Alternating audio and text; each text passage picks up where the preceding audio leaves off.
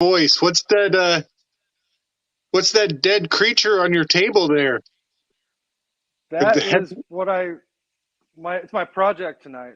I'm gonna have to just probably stay off of the microphone, but I'm trying to get these dents taken out of it. The casting miscast, had some Cool. shrink spots, and so Is I'm just like finishing it and then cutting it up, and then prying the low spots up. You know, with kind of trying to think about where I cut the slits. Are there going to be hinges for the way that I want it to open up, so that it'll look like a coyote's belly instead of a beat up coyote with dents. So I need to get it done, so I'm going to do it tonight. Is its head missing so that you can reach inside of it? Yes. Uh-huh. Yeah. I've got this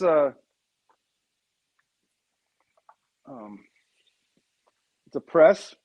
Let's see. Oh, I didn't turn it on. Oh, I didn't plug it in. I'll demonstrate it, but it's pretty cool. It's, you know, like a hydraulic press. Okay. Like the jaws of life, so I can stick it inside the thing. I haven't got all my outlets wired in, so I've got a bunch of extension cords everywhere. Still in everything's in process of setting up this place. Whoa. What? How cool is that? Man, what you do is cool. It's pretty powerful. I mean, it'll get somebody out of a car. Wow. Presses this stuff up. That reminds me of which movie was it? No Country for Old Men, or There Will Be Blood. Yeah. Whichever. Like a slower version of that thing. Yeah. Very cool. That's really cool. Like, I totally want to just go up and apprentice with Jim someday. Like, that'd be really fun, wouldn't it? Yes. I would love it. Had like millions of dollars where you could go set up with Jim and learn ironwork and bronze work. Mm-hmm. It'd be fun. And then go like glass work with banjo. Like, we know some pretty cool freaking people, dude. Yeah. Like, I hope Snake Jones comes in here today. Yeah, that'd be cool. I'll send him You need a link, dude? a link. Yep, I shot him one. Cool. And SB, jump in here, dude. Oh yeah, SB, nice. I forgot to shoot SB one. Adam Lore. Oh yeah, Adam too.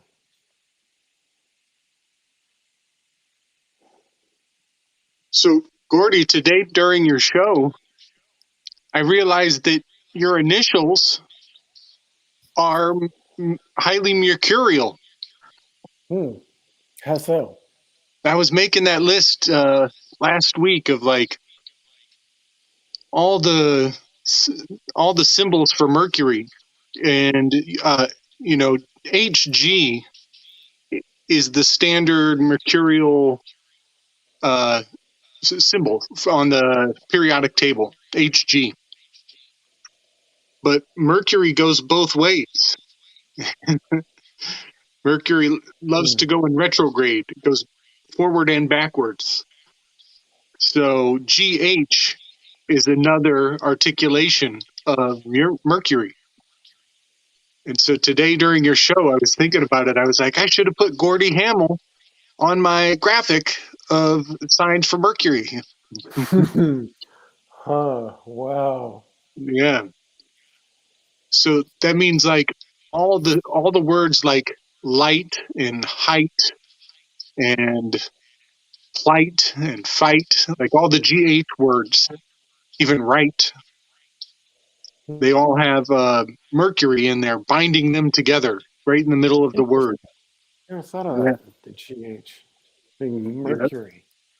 yeah. Like associating, like you guys, this is how you guys blow me, like make me think better. Because I think of it like, I don't know if I would have ever associated the something embedded in a word, a god, Yeah, like a reference to a god in a, or a, a yeah, force, yes, a cosmic force or some sort of idea, uh-huh, more than yeah, it's spelled weird, like GHT. right, Like, why is right right, RIGHT yes, and not RIT? Like yeah, the way we've spelled words is on purpose. yeah, Yeah, I think yeah, there's, it's that cultural separation between, like, I don't know about color and color.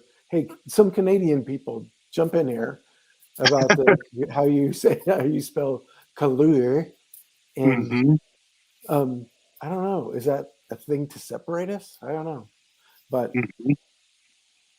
Yeah, I've neither. been thinking about it a whole lot. I think my next video might have, uh, I might bring it forward in a more, I don't know, in a more developed way. I've talked about it just briefly in some of my early stuff, but I think I'm going to bring it back here in the next week. So when you see it, you'll know what I'm talking about. Cool. Yeah, I always look forward to your stuff, man. It always keeps me thinking. yeah. This one is Mm, fun. appreciate it. When you and I were talking about opening a school of magic, a healers. Well, Um, Lindsay's already doing it. That Brighter You thing, I'm sure, is like fucking rad. That is yeah, cool, and I would love to do that with yes, her. yeah, Like, because yeah, I'm starting to get to a point where I like, ooh, I want to get to that next level. uh-huh, I mean, we always should be trying. Like, mhm, I'm gonna do that. I'm kind of high right now because I'm really a little anxious about my thing tomorrow, honestly. right, But right, I'm really excited too. Like, mhm, because it's always like another thing to explore that might fucking change a lot of perception. Like, I was thinking about what I'd really like to get out of it, and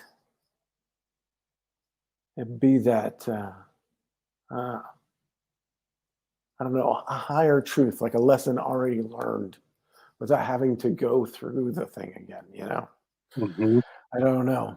I don't know. It makes me wonder, like, how there's a reason why you forget shit. yeah, yeah, But I think this technique is good. It's focused on trying to, without having to re-traumatize yourself to treat the trauma. So yeah.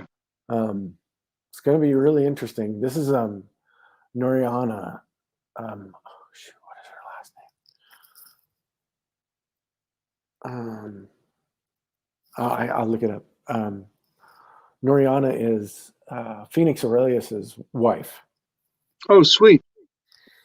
Wait. and so I kind of met her through One Day of Brightness, and like it just when you talk to somebody and you kind of get that, like, this is the right way you want to go or something. Maybe it's, I don't know, maybe it's just as much of a thing for her that she needs. I don't know, Mm-hmm. That'll be because great. I always want to co-level up with stuff like this. Yeah. And I've kind of realized you really do need to do these kinds of things with somebody else. Mm-hmm. Like, because I did a lot of self-hypnosis, and I remembered a lot from that I, more than you end up sometimes biting off more than you can chew. So, so you don't want to re-traumatize yourself figuring out your own history. So, at any rate, I'm trying to be in flow tonight. Nice. Way nice. And a meditative.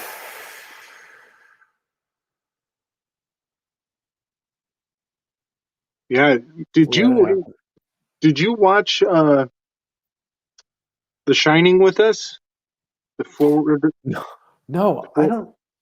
No, I don't know. I think I was getting busy. Oh, my wife's schedule changed, and we stopped, and that's what kind of like holding me on, like certain things. Like I started that because Christy was doing night shift, and I'm like, well, I fucking miss people. I need to hang out with people. And now that my wife, I want to spend time with her while she's here, and so. Yeah. What up, Davin? What's up, buddy?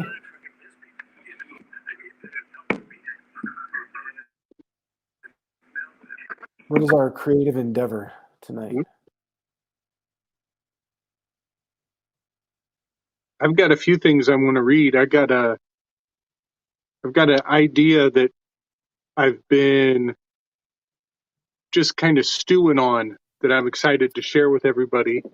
And it ties into some of Tracy Twyman's writing on the money grows on the tree of knowledge.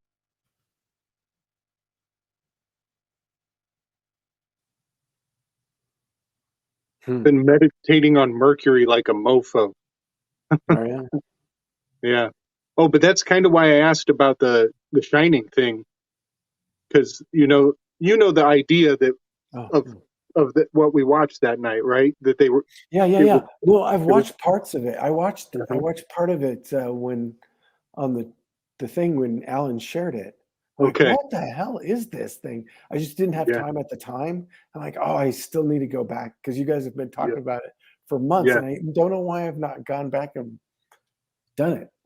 It's mind blowing. It's really mind blowing. And right before we watched it, we had like a kind of a pep rally conversation, and I told everybody, I said, I think that what we're about to watch is Kubrick is showing time going forward and backwards at the same time, and it meets at the crossroads in the middle of the movie, and that's going to be an X marks the spot moment, like where the time from going forward and backwards, where they cross over, is going to be incredibly significant. It's going to be like very, very purposeful and intentional.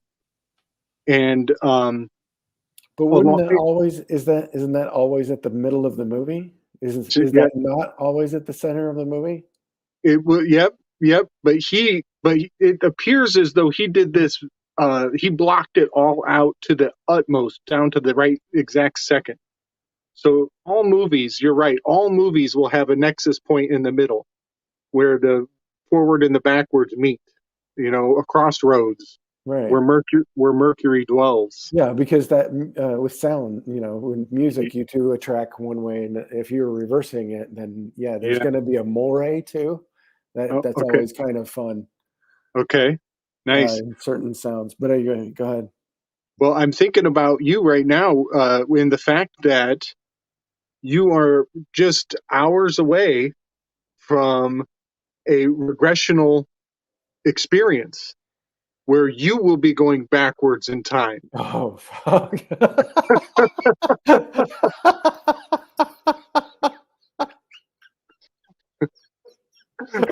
I'm so glad I got high for that. They're like, what? I'm not doing it. Fuck this. Yeah. So So that's just beautiful. That today I was thinking about your name being mercurial, your initials GH being highly mercurial, and you are about to go in retrograde backwards through time. And yeah, it's going to be a good adventure, man. I wish you all the luck. Yeah. Interesting. Is that me playing back to me? I think it's Davin. Oh. Looks Yeah, like I he got muted it, but I wanted to put it on screen because it looked like he was trying to show his drawing. Oh, cool. But we're gonna have to leave you muted, Davin, because it's echoing the stream back to us from you listening to it. If that's cool. I want to do some reading tonight since that's part of the intention. Yeah. So what do you guys think? Some Dylan Sakosio? That's what I've been reading a lot of lately. Heck yeah, man. Yeah. I might read for a while. What do you think? Is that okay? I might just listen for a while. Yeah, that's kind of the goal here is we read and we do art. And then after I read for a while, then I'll go get my art.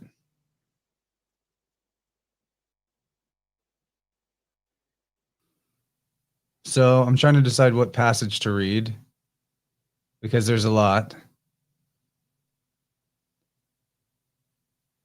But I think I'm going to read from chapter 2 of the book July's End. This is starting kind of from the middle. The topic is the phonetic Kabbalah, which is the mystery of language that goes between languages that reveals the fingerprints of the one cult that set up all of these different systems throughout the world. All right. Knowledge of truth requires courage. Oh, we got someone new in the chat. We'll put him on, but I'm going to be reading. So if you don't mind being muted. Oh, we're getting echo from you, Chris, so you might need headphones. Hi, Chris. What's up, buddy? How are you? Okay. Good to see you, man. Good to see you. Good to see you guys. All right, I'll do this.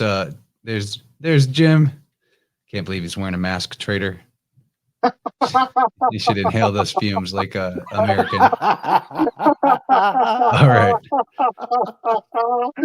Coward. What a beta male. Just a little poison. Whatever. A real man would suck that shit right in and shit it out in a brick.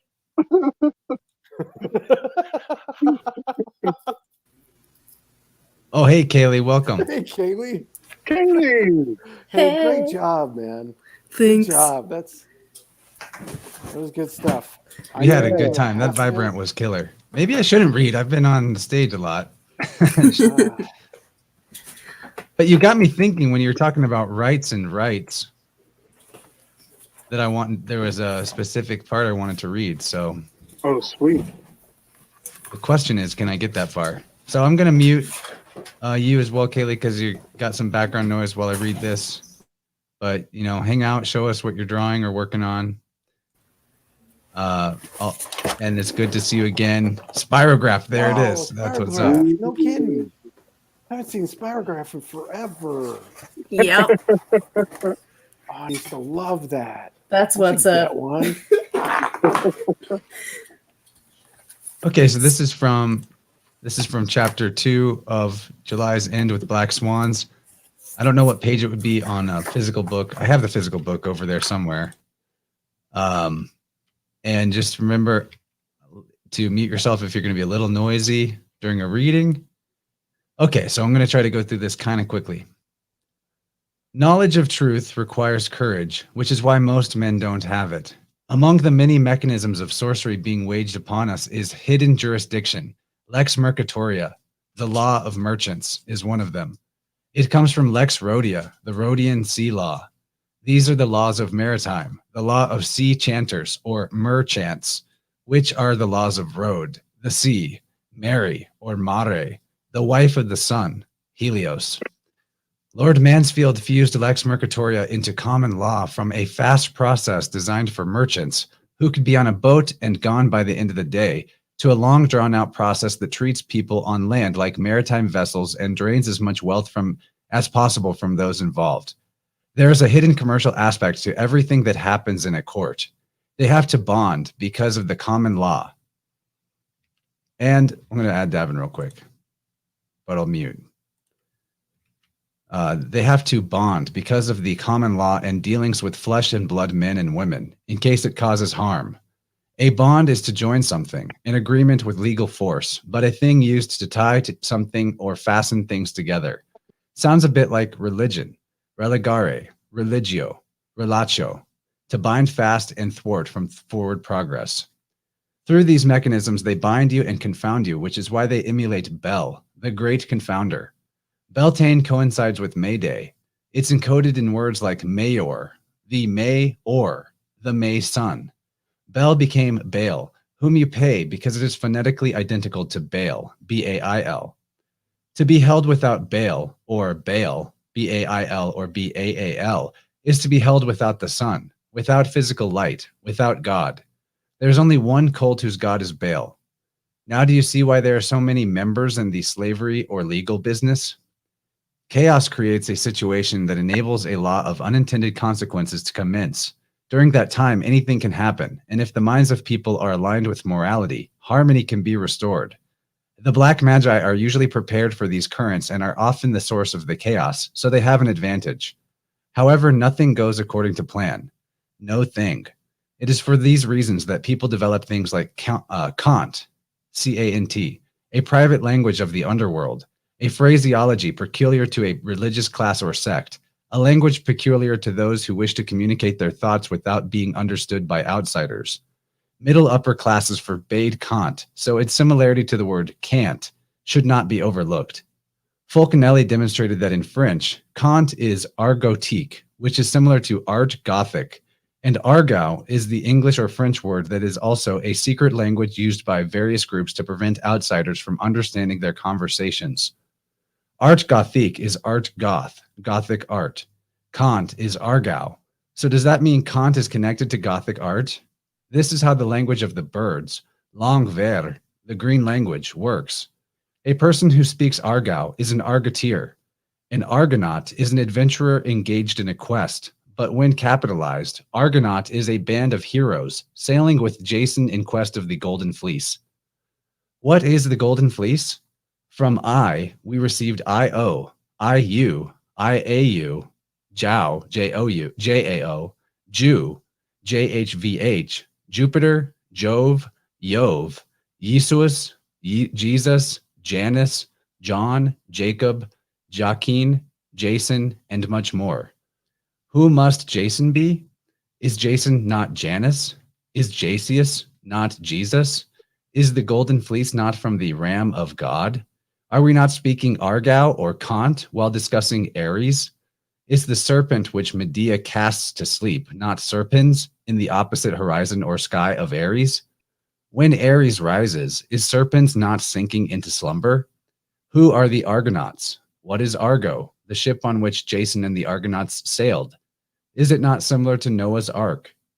Jason is a result from Latin and Greek. It came from Jason in Greek and Jasius. Argao is art goth or Kot, the art of light, of the spirit.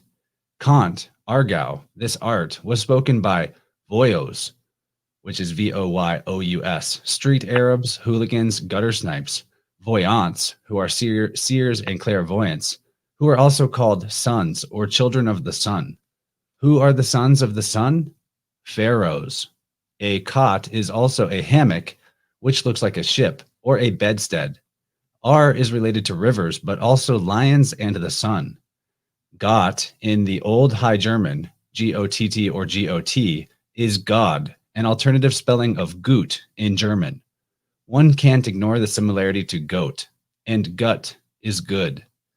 Argao could be the river of God, the sun or light of God, or lion of God.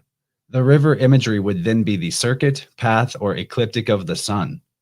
The Argonauts would be the sons of the sun, the pharaohs. Things of a Gothic or Goetic nature deal in art and magic, like the cathedrals in the Goetia. The art of green language is the Magi's Argao. The word global is phonetically glow-bell or bull, but is essentially glow-bale. They all pertain to the sun or Helios. Are you in awe? Don't all. It will work out. When they want their dogs to be occupied, they throw a ball. Globe all is just a sterile thing that doesn't exist anywhere except in your imagination. What unsuspected marvels we should find if we know how to dissect words, to strip them of their bark, and liberate the spirit, the divine light which is within, said Falconelli. The mean between black and red is white. In the Middle Ages, the Gothic cathedrals had a central rose window of their porches called rota, the wheel. We've already unveiled the rosy significance of rota regarding the occult science in the Deaf Phoenicians, Book 1. But this philosophic fire from the sun turns the wheel, which ultimately represents the zodiac. Thus, the rose and the star of the Magi symbolize the same thing. Roses with 6 petals are stars with 6 points. Now apply these concepts to the hexagram and contemplate it. The ancient sages thought the solstial and equinoctial points moved by 8 degrees from west to east every 640 years, and then returned by 8 degrees from east to west in the same time. This motion was called the 8th sphere, but it was later discovered that the cycle continues and doesn't return in that time. Modern astronomers calculated this cycle at 25,920 years, and only then does it return to where it started. They called this the precession of the equinoxes. Were the Magi wrong? How do you know that those who've replaced them are not still wrong? The knowledge of occult science isn't necessarily important because it's correct, but rather because comprehending what certain people believe and how they develop systems based on it, and then act upon it, is critical to defending yourself against it. Eventually, their beliefs and actions will impact you. In keeping with alignment with their beliefs of duality, they created the rebus, which comes from the Latin word res and bina, meaning 2 things or double matter. Currently, you see how certain elements of the cult pushing a transgender agenda to manifest physical evolution into a rebus.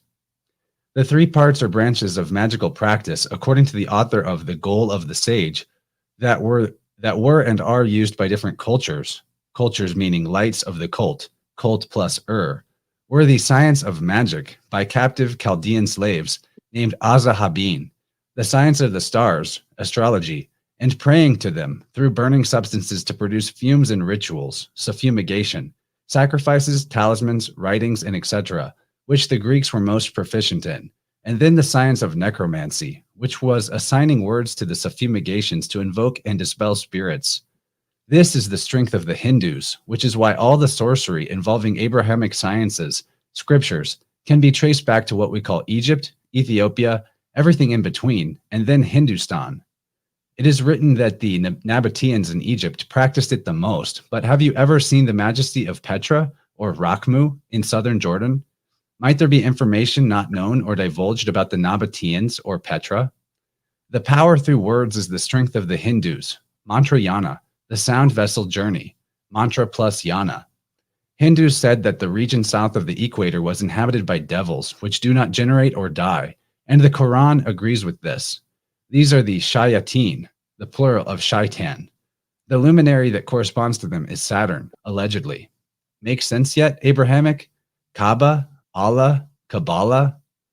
If sunspots were first seen by Galileo in 1610, allegedly, why did a book written in the 9th century talk about whirlpools in the sun being used by astrologers to assist in judging and understanding the effects of heaven? The direct quote is, Et turbine in sole apparente, the storm appeared in the sun. And here is from Revelation chapter 17, verses 9 and 11. And here is the mind which hath wisdom. The 7 heads are 7 mountains, on which the woman sitteth. And there are 7 kings, 5 are fallen, and one is, and the other is not yet come. And when he cometh, he must continue a short space. And the beast that was, and is not, even he is the 8th, and is of the 7, and goeth into perdition. What is perdition? What are the 5 months of suffering? What season is hell, the bottomless pit? What 5 kings are fallen? What is the beast? What zodiacal sign does he move through that commences the gates of hell? When does the calendar of Romulus begin? What are the 7 Asiatic churches? What is the covenant of works? What are the 7 heads, the 7 kings, the 7 mountains? When can Virgo be seen? Where is she sitting? What is the royal arch and its keystone? Who rules it? What house represents Golgotha, the skull? Is it not in March, where the covenant begins? Where is Jesus crucified, where the Roman year begins? Might this be the mystery written upon her forehead, Babylon the Great? What waters does she sit upon? What water sign gives way to spring, to summer, or to winter? Do you see, S-E-A, or S-E-E? Is it holy? What is the seven-hilled city, the most beautiful in the world, that has surrounded for herself 7 heights with a wall? What is the lofty city on 7 hills which governs the whole world? Why is a Roman citizen, Civum Romanum, called a man from the 7 mountains? What time of year is Babylon, when the Old Testament's year began? What time of year is the New Testament Rome commencing? When does John come up out of the wilderness? Is this not just before the judgment upon her? What is the real symbolism contained in the formation of Rome? Who really founded Rome? Do you believe it was 2 brothers, little children, raised by lupus? My father's name is Remus. My grandfather's name was Romulus. Coincidence? Aeneas saved his father and his household gods from the flames of Troy, and after long wanderings arrived at the fields of Laurentum. This Latin word is a neuter adjective, meaning crowned with laurel. In French, lor inte, lor plus inte, is grafted gold, also L, which is God or power, plus or, the sun or gold, plus inte, which could be restated as the golden sun god entered. How beautiful is the imagery laid up in words when taking the time to really contemplate the thought that went into them. Fulcanelli brought awareness to this. I'll just read the translation and not try to read the Latin. Fulcanelli brought awareness to this. He said, after his departure from Troy, he saw every day and during the day the star of Venus, who is Our Lady Notre Dame, until he arrived at the fields of Laurentum, meaning grafted gold, the sun god entered, where he ceased to see it. This fact made him realize that these were the lands allotted by destiny. A city outside of Rome was named Laurentum. One of my bloodline's names means from Troy. My first name refers to the ocean, my middle name to the sun. My last name is the sack that bears lore. Do we not measure precious metals in Troy ounces? Was Troy real? Is any of the history they've given you real? Would one have to cross an ocean to get to fields of gold where the sun entered? If you don't know the rights, will you end up with no rights? What if you cannot write the right? And that's where that chapter ends. I didn't read the whole chapter, started about halfway through. Kind of went fast, but I wanted to give people a taste of this book. It's that's an entry chapter, so that's just setting up for like much deeper ideas to come later. Yeah, you know what came to my mind there at the end? Little sack of lore. We talk a lot about a very sacred sack on this channel. That holds the gold. Yeah, Sacocho. Little sack. That's beautiful. Sacred. The red sack. Wow. Yeah, I just added Sean to the stream. I didn't know he had popped in while I was reading. What's up, buddy? What up, SB? Can you guys hear me? Am I unmuted on this one? You sound good. See, I hear you. I see you. Yeah. I see you added my other camera too. So yeah, welcome. Sorry, got some business to take care of before I could jump in, but I'm excited to be here. I know what I'm going to do. I'm glad you're here, bud. I want to talk to you. Yeah, I'm going to let you guys get at it. I'm going to go get my art supplies. And you, Kaylee, too. Yeah, that was a kick-ass stream, you guys. That was a good time. Good job, man. I know, that was fun. I know jack shit about astrology. I rely on everybody else. That's okay. I'm obsessed with researching it, so you're welcome. Yeah, perfect. That's really helpful. I'm glad we got you. You made my show look good by being so well prepared. I worked so hard on that, man.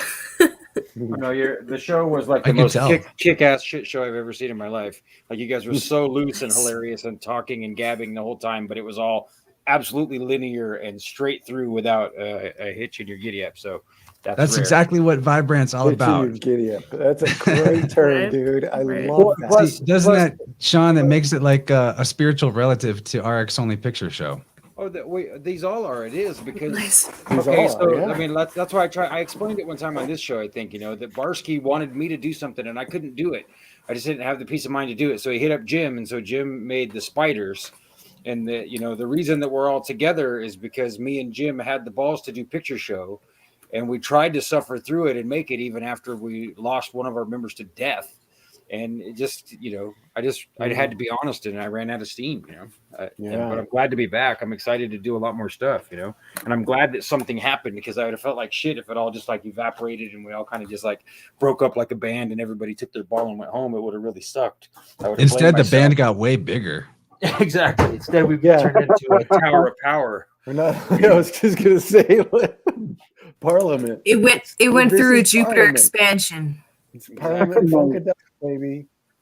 The Parliament most Funkadelic. Yeah. Well, that's a family of owls in Arizona, actually. Did you hear him last night? Did you? Yeah, I did. Did you go- That was amazing. That's pretty cool, huh? Okay, I want. Let's see, amazing. where am I? I want two colors. Which ones do I choose, you guys? This female Purple. Clip. Like And this one's something. proper purple. Well, purple And that- I would always choose. I guess I could put it here. An orange? No, you don't go. My lap. Oh, that's beautiful. Yes. I want to see what Chris is working on. Yeah, what are you working on, Chris? Maybe purple and pink or purple and green. Oh, Yeah, purple I'm and gonna pink go would get make my my art supplies. Purple I and just pink started doodling. It's just a little monster guy. I just started randomly doing We do purple. And Nice. as Chance was reading. What started the idea was I'm starting my own late night radio broadcast that's going to happen on new moons. Yeah, man. Have you talked about that much? Like, because you have your whole Telegram channel and everything that you're doing, right? Yeah.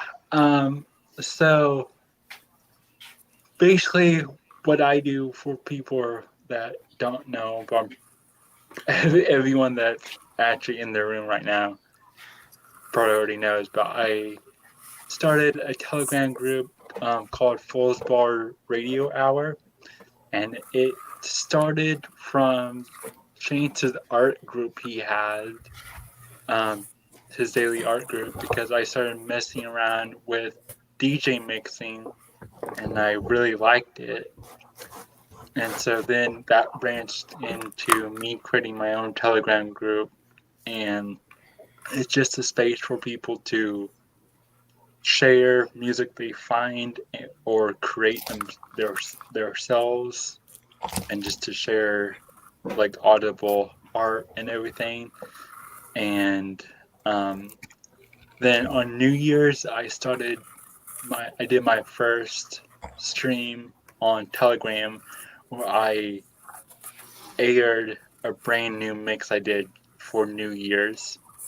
And then on 1/10, the second Sunday of 2022 at 12:21 Central Time, I did another mix called Second Sunday.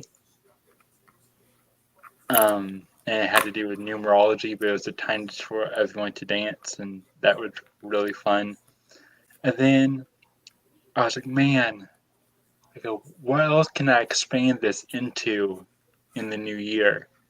And Alan and I was talking, and he mentioned the film Pump Up the Volume with Christian Slater. Mm-hmm. And I've never seen that's it. the only soundtrack with the Descendants on it. That's how I know that movie. Yeah, Because it has I think, what is it? Their Der Wiener Schnitzel song. It's yeah. It's a really funny song too. But I watched it because Alan suggested it, and I trust Alan's input, and I really liked it.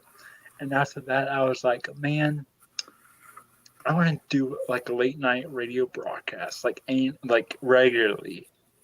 And Yeah, so dude. I sat on it for about a day, and I decided every new moon, I would do a late night broadcast of just music, and I would talk whatever's on my mind. And if anyone wanted to, I'll unmute them. That would essentially be like a call in. So it'd be like someone's calling into the radio station. So there might be some small weaves in there if Nice. anyone pops up. But I'll also just be playing just whatever I'm feeling and that whole late night radio aesthetic. Kind of But like how this monster sky ties into it is in my art I made, the logo I made for it.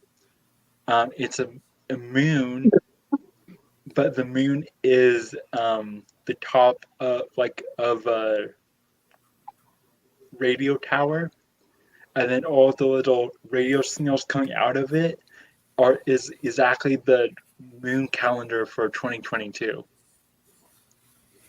So That's this so little guy, badass. this little guy, he has the giant like ear things, and I'm gonna turn them into radio towers. So that's how he tied into it. Because I was thinking on that line, so I went from there, and I just making a little monster guy because I was looking at like different like random 90s underground rape art, and there was like a theme of like little random monster guys being like incorporated into all the different art I was seeing. And so I was like, I want to create a little monster guy. So that's what I'm doing. But yeah, since I have the mic right now, I wanted to say I really like the vibrant tonight as well. Thanks, dude. I was actually inspired by the art that you made for your radio show with the whole moon map. I thought that was really cool. So, thank you for that. Yeah, I had fun today. Yeah, I'm glad you liked it. I dropped my pen out as I was talking, so I had to grab it. But I'm glad people are digging what I'm doing because it's just something I just started for fun. I just wanted to have a space to explore music and prove that you know there is so much power in audible creations. And because I mean it's frequency, like music and any type of thing you're getting from your ear, that's like pure frequency, where I mean all art and everything is cool, but that's frequency that's been translated into another medium. But music is like art frequency at its purest form. Doesn't have to be transferred into something else. And my slogan for my radio show is it's called New Moon FM, but like the slogan is flow music, not frozen music. So nice. I'm trying to reclaim, kind of like how Gordy did with the Mystic Knights, trying to reclaim the MK. Yeah, dude. Words. Thought I could try to reclaim like FM radio, because for a while there I would always make the joke that FM radio stood for frozen music radio. I was going to ask you if it was a purposeful choice of using the radio towers. Are you going to do it like, is it like the RKO signal, like taking back the that symbology from RKO and all the brainwashing bullshit that they've ever done, yeah, I'm down. Yeah, I'm down. Yeah. And RKO, those 3 letters are also in the word rock music, rock and roll, the rebel, culture of rock and roll, and how that counterculture has just been manufactured as well. The only thing we thought was real, right? The only music we thought was real. Yeah. Did Kaylee say she was going good night? No, sorry. Oh. That was to my mom.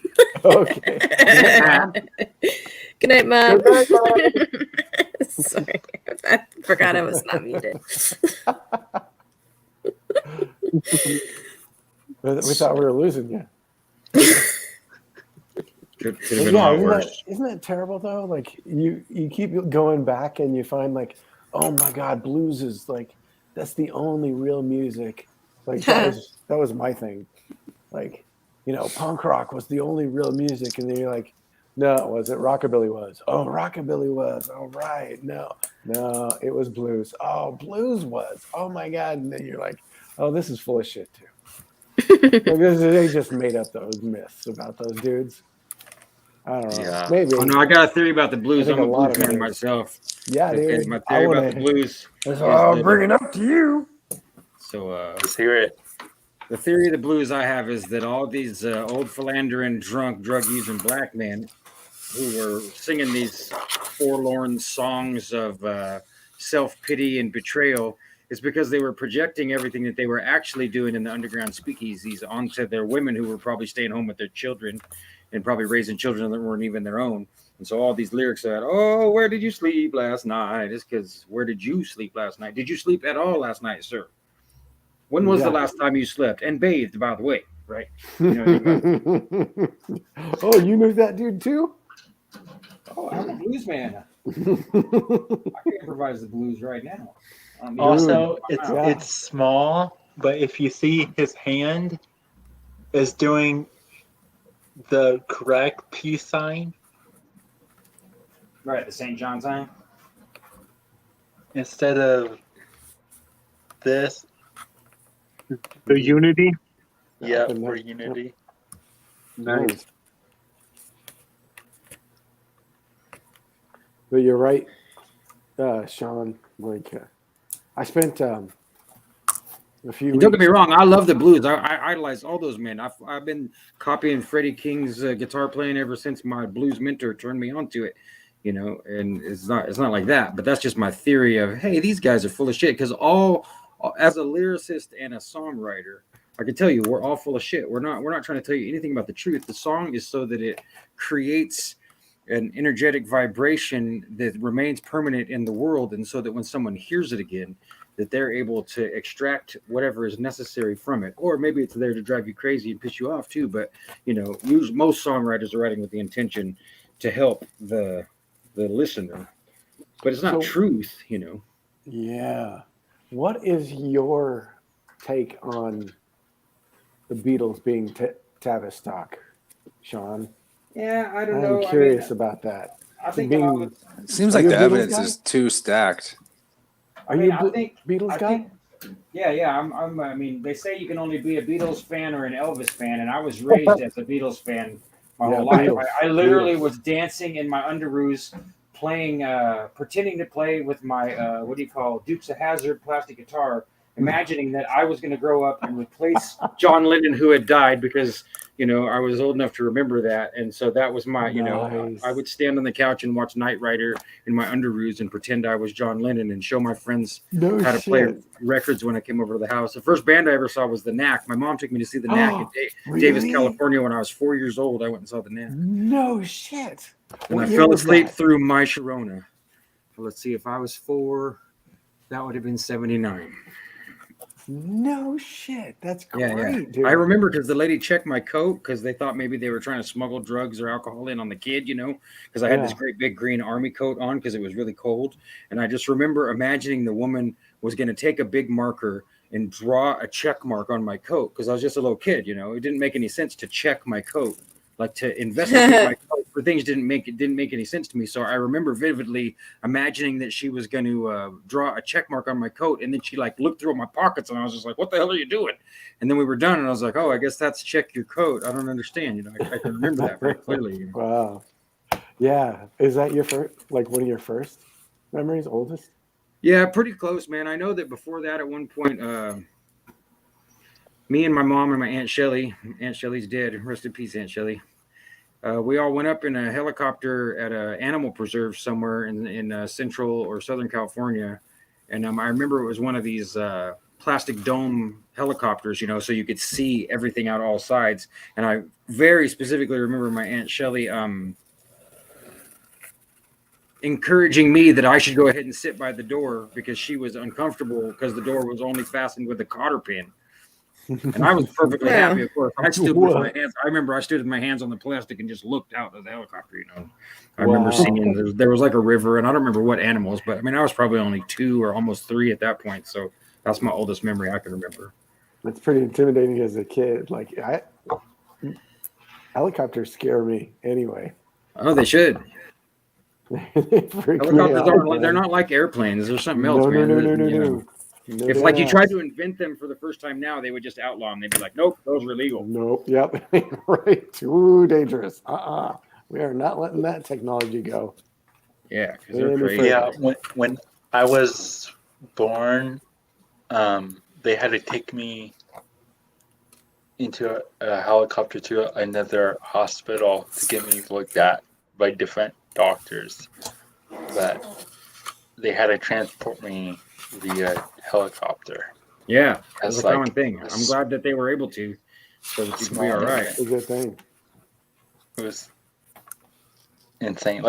I don't have memories of it since I was a noob, like a newborn. Yeah, but total noob, literal noob. yeah. But apparently it was a crazy thing from what my family has told me. So I've got Tracy Twyman's Money Grows on the Tree of Knowledge. That's the book that got me hooked. I'm going to mute myself and try to figure out what I'm doing with this clay while I listen to you. Right. And I read this last month. It is a nice, easy, smooth read. And it's the kind of thing I'll probably go back and read again fairly soon just to drill it in. But after reading this, I'm going to do a little pre-summary before I read it. After reading it, I've been meditating a lot on this dynamic she talks about with Saturn cutting off the legs or the feet of Mercury as an artistic expression of an alchemical process. And it has a lot to do with, when you're processing Mercury, you want to keep it hermetically sealed. That's hence Hermes is Mercury, and how important the seal is for the process. And so Saturn cutting off Mercury's legs is symbolic of a hermetically sealed alchemical vessel. However, another thing that Tracy brings forward in her writing is she talks about how the banking system is much like Saturn consuming his own children. When we print money, we are consuming the vitality of children, of unborn future generations. And so it's really amazing how these alchemical processes are also articulated in the banking system in a much bigger way. So I'm going to read through some of the parts where she talks about she's kind of going in about a child So, sacrifice, which is real very quick, Gabriel, yeah. can I make a quick observation Please, yeah, about Mercury having his legs cut off by Saturn? yeah, So, in the perspective that Mercury and Saturn are both actually archaically the sun before they were ascribed to the other luminaries and given separate identities as a pantheon of gods. uh-huh. Mercury being often depicted riding a chariot carried by roosters. Roosters symbolize the sun. Helios rides in a chariot. You know, there's a lot of reasons to believe that Mercury used to be a name for the sun. Yeah. The legs in the sky clock are associated with Sagittarius in the thighs. And the sign that follows Sagittarius would be Capricorn, which is ankles, right? But Wow. so when Capricorn cuts off the legs of Sagittarius by being the next sign in the sky clock, that could be Saturn cutting off Mercury's legs, possibly. This is not based on anything specific other than a general sense that we can maybe tie a lot of these mythologies back to all being solar symbolism and zodiac symbolism, which of course, when we're talking Saturn and Mercury, they are to a degree, but that they're all the sun and wearing different masks or as a different character at different times of year. Yes. That's super interesting. I just want But to it know. doesn't take it away from having some kind of alchemical significance in a process laboratory meaning too. These things are layered, multiple meanings. Capricorn's the knees. Just saying. But also, Oh, sorry, I got that mixed up. Aquarius That's okay. is ankles, right? so yeah, something like that. That's okay. That's all good. That's cool. no- That's really cool. yeah, I think it all yeah. ties together. Yeah, he kneecaps him. So all of this has been kind of, expressing itself now that it's in my mind in various ways. But I want to bring forward the scene where Anakin and Obi-Wan Kenobi are fighting on the volcano planet. And Anakin is about to make that leap. He's about to make that jump. And Obi-Wan tells him not to do it. Says, I have the high ground. Right before Anakin makes the jump anyways, and Obi-Wan's forced to chop his legs off. And I want to point out what's been in my mind is the HG. Mercury's sign is the HG, and Obi-Wan says, I have the high ground, the HG. And so I just have been thinking about that a lot lately. And ever since I've had all these Mercury signs like standing out like sore thumbs, now I see movies in a whole new light. They are, I mean, they're even on a volcanic planet. They're like in the alchemical crucible. They're in the flame. The process is being articulated and dramatized even. Hey, did anybody send Alan Marcus a link? I did did not. specifically send him one, but I don't know if he saw it. He may be offline right now. AFK. Yeah, yesterday I briefly chatted with him in a different Telegram group, and he said that he's been keeping his phone off recently, so he's missing certain things because of that. So he's in the IRL right now. So I'm going to start in the book Money Grows on the Tree of Knowledge by Tracy R. Twyman. And I figure page 111 is a nice page to start on. And one thing that when I read through this, reading through her work, I see everything with the placenta casserole goggles. And so now you can't unsee it. It's now I everywhere. can't unsee it. And so a lot of what she's talking about with like the eating of young and the eating of children, I just have to say it in advance. I do believe that there's an industry for those tissues, for that flesh. And so, when she talks about the eating of actual children, I think she is quite correct. But I think there's a booming industry going on in a way that we may never fully be able to put our finger on. Yeah, man. Sabak has so much information about the sacrifice of the firstborn, but he may be completely missing a key to the symbolism that the firstborn is the placenta. You got it, buddy. It's amazing. And it would be a great way to demoralize the population if you had to cause them to, throw the placenta in a fire and not allow it to be honored properly. Yes. Yeah.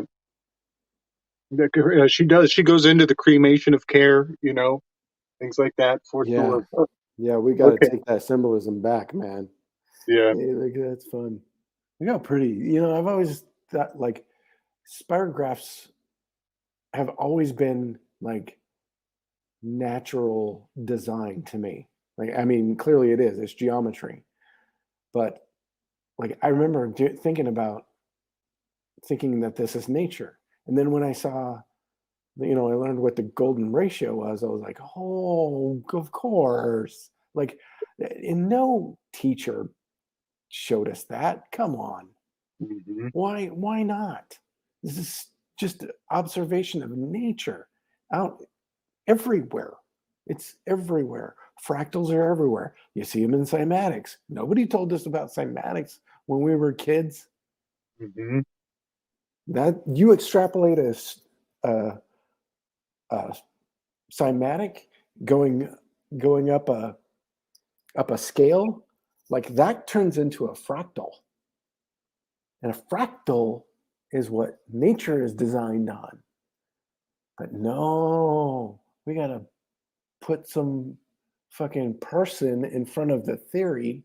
So like fucking Einstein or another dipshit that doesn't think we have a soul.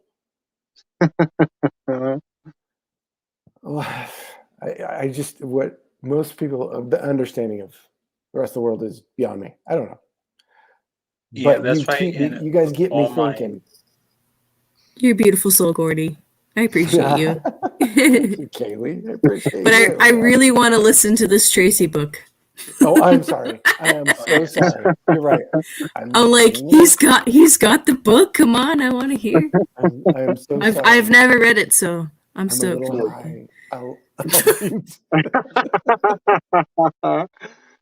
Okay, so I'm going to go back one more page. I'm going to start on page 110. 109. Page 109 at the bottom. Supposedly, since the death of Christ, all need for blood sacrifice has ceased, and God now only demands tithes to the church to appease him. Every Sunday, priests and pastors across the world tell their congregation that they will be blessed with prosperity, health, and safety from evil if they just give 10% of their income to the church. There is no further need for either child sacrifice or animal sacrifice because the sins of all mankind have been washed in the blood of the Lamb Jesus. But there have always been those who see in the rite of child sacrifice a power that can be utilized for practical purposes. There are veiled references to child sacrifice in allegories of alchemy, and particularly in the work attributed to Nicholas Flamel regarding the Book of Abraham the Jew. We can see this in the hieroglyphic pictures from it, which he had reproduced in stone at the entrance to the Cemetery of Innocents just outside his home in Paris. In the annals of alchemical research, from medieval to Renaissance times, each coded manuscript that has been written describing the process has done so in its own way, with its own set of symbols. To this day, almost none of them have been fully decoded. However, there are certain commonalities to be found amongst most of them. As we know, Nicholas Flamel's manuscript made use of an image of Saturn cutting off the feet of Mercury. One of the other images in Flamel's manuscript also involves Saturn. Flamel said that it showed King Herod in the massacre of the innocents from the Gospel story. However, in the very same passage, Flamel himself remarks that Herod is made to look like Saturn devouring his own children. In the myth of Saturn, known to the Greeks as Kronos, he is said to have eaten his own children in an attempt to prevent prophecy from coming to fruition. It had been predicted that Kronos would be usurped by one of his progeny. So, when his consort Rhea, spelled Rhea, gave birth to their children, she was ordered to hand them over to her husband immediately to be devoured. Zeus managed to escape the massacre because his mother, Rhea, gave Kronos a stone wrapped in swaddling clothes and told him that it was their son. Zeus was then raised in hiding by a she-goat named Amalthea, Amalthea, Amalthea. Kronos was in fact just continuing a family tradition. His father, Uranus, had likewise resented his children, the Titans, and imprisoned them underneath the earth in order to keep them from threatening his rule. Since his consort's name was Gaia, or Earth, this really means he was imprisoning them inside of her. Indeed, some versions of the story refer to Uranus shoving his children back into their mother's womb as a way of jailing them. It was Gaia who then put Kronos up to the task of slaying his father, and she gave him the sickle to do it with. It thereafter became one of his signature fetishes, associated with both his patronage of agriculture and his role as Father Time, the reaper of souls. When he grew to manhood, Zeus disguised himself to become a royal cupbearer to his father's throne. This allowed Zeus to slip a poisonous concoction into Kronos' drink one day. The poison caused Kronos to vomit out the children he had swallowed, as well as the stone that had acted as a decoy standing in for Zeus. Then, following a long and brutal war against Kronos and other Titans, eventually Zeus dethroned his father, just as the prophecies had predicted. And from that point on, the dynasty of Mount Olympus took over from that of the Titans.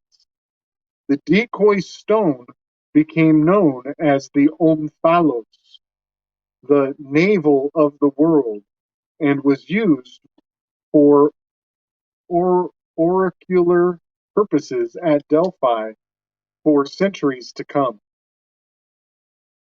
Interesting that it's oracular. It's the stone that they speak from, but it was also the stone that was eaten to cause the usurpation. That's interesting. Yeah, and ore is sun and gold. Nice. I say that as I'm coloring a sun on my artwork. Nice. Real quick point out too, he was in swaddling clothes, Yes. just like other solar deity, because Zeus is a sun god. He's Jew pater, and he was hidden with a goat, just like Jesus born in a manger. Bada boom. Zeus. Yep. I have heard from other writers that the stone was rumored by some cultures to be magnesium, because magnesium has the ability to influence things from afar, which I just is a random trivia. Which reminds me, I need to take my magnesium. Uh-huh. I'm going to do that right now. Interestingly, Saturn's reign was called in Roman myth the Golden Age, when all of the wealth of the earth could be obtained without labor, and nobody had to work for a living. Everything was held in common, and there was no need for written law. In Virgil's poem, Georgics, Georgics,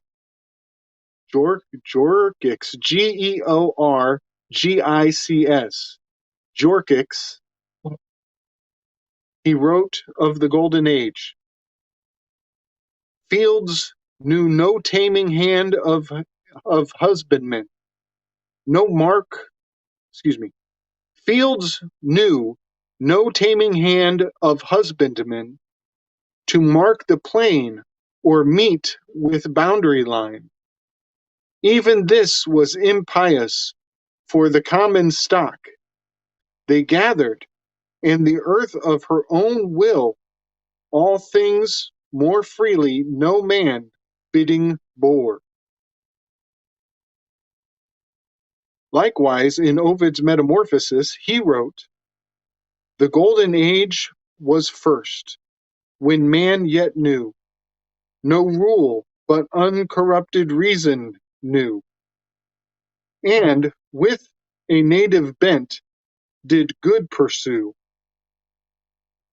unfrocked by punishment, unawed by fear.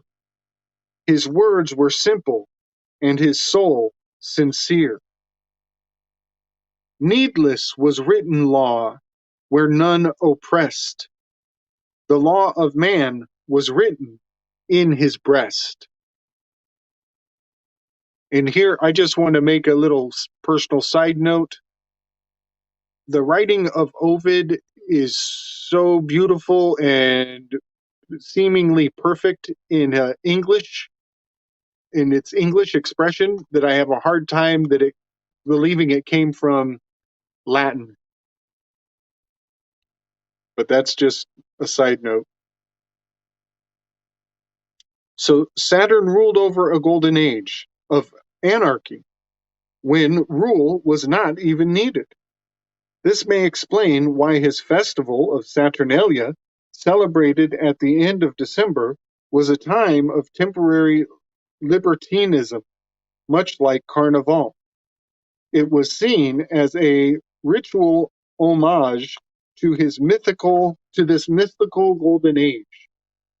7th century Greek poet Hesiod, in his Works and Days, described the Golden Age as being followed by a Silver Age, the Bronze Age, the Heroic Age, and the Iron Age, each ruled by a different race of beings. There is a connection here with the Freemasonic and Neoplatonic Enlightenment philosophy that inspired the creation of the United States. The Great Seal, seen most famously on the back of the $1 bill, contains the words Novus Ordo Seclorum, translated variously as New World of the Ages or New World Order. This is supposed to have been inspired by a passage from Virgil's 4th Eclogue, where he again speaks of the Golden Age, this time prophesying a return of a new Golden Age in the future. Now the Last Age by Kume's Sybil Sung has come and gone, and the majestic roll of circling centuries begins anew. Astrea returns old Saturn's reign, with a new breed of men sent down from heaven. When Sir Francis wrote The New Atlantis, about what he believed to be the spiritual destiny that lie ahead for the new world of the Americas. He described the continent as one day being the seat of a philosophic empire. This would be a nation of free-thinking men working together as equals to pursue the mysteries of the universe. They would have penetrated the secrets of nature to such an extent that human labor would no longer be necessary. Thus, they would have nothing but time on their hands to study at what he called the College of the 6 Days' Work. This, of course, is a reference to the 6 days that God took in Genesis to create the universe. Bacon predicted that at one point alchemists would have created technologies that would bring man perpetual plenitude and ease, allowing him the luxury of time to devote the full contemplation of science. He also predicted that America would be the seat of the shining city on the hill that would lead the world in this effort. Later, the Freemasons that guided the destiny of the burgeoning Republic of the United States looked to Bacon's vision as an inspiration. Perhaps the most fascinating thing about the myth of the Saturnian Golden Age is the idea that Kronos is not really dead, but merely asleep.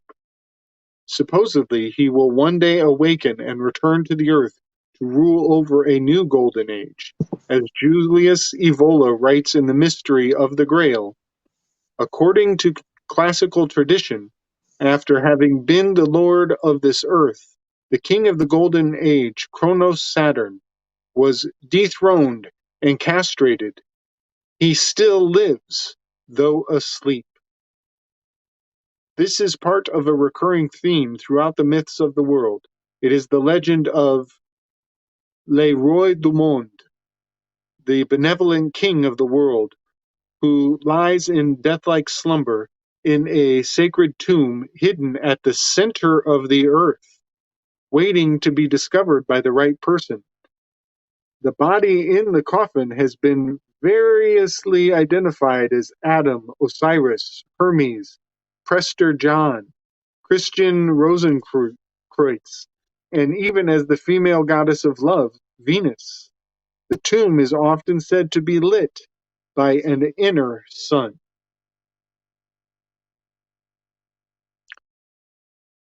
Is that good? You guys want me to keep rocking? Yeah, keep going, but I got to chime in and say we should write a sketch where all of those gods and goddesses you just described are telling their side of the story of why each one of them is the actual person asleep in the middle of the earth and how they're either offended or think it's funny that the other person is named.